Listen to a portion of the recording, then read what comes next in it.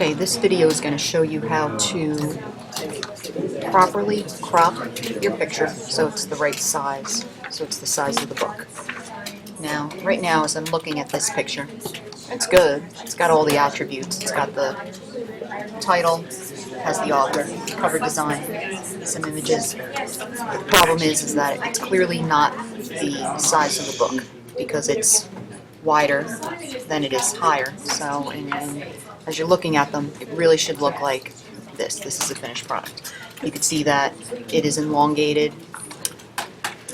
Now, if I go back to this one, if you look over to the bottom left-hand side over here, this indicates the size of your picture.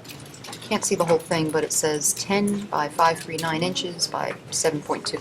There's no way that this book is this big.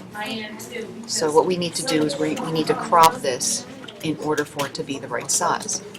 So if we set up the cropping tool, you're going to set it up with the height and width of the book.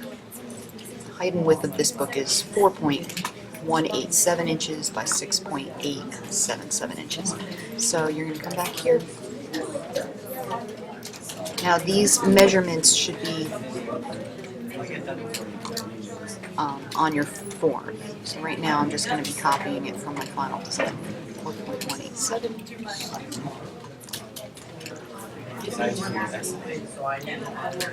inches and 6.877 inches. The resolution, always make it 300. That way when we print them out, they're nice and clear. So this is my design. If I go ahead and crop it, you can see clearly that I will not be able to get in all the attributes. So focus on where you want the background to be, like what part of the background you want to include. So say I want to definitely include this tree and I want to include this house over here.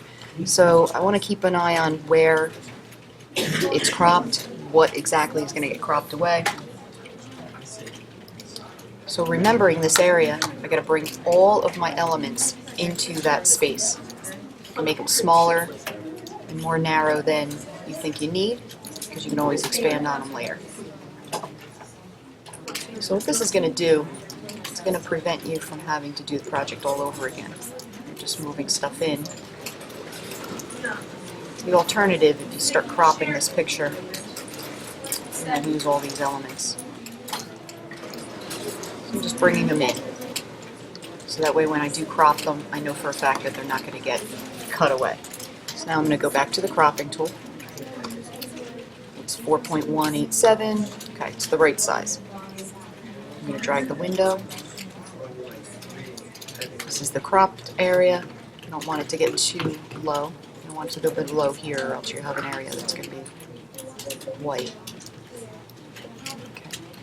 Again, think about where the background is, what part of the background you're including, and you say OK. So if you look on the bottom left-hand side, this is the proper size, 4.187, 6.877. Then you're going to go ahead and start putting these elements back where they belong, where you want them to be.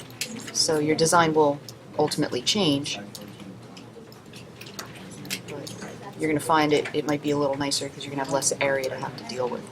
So you're just going to line them all up where you want them to be.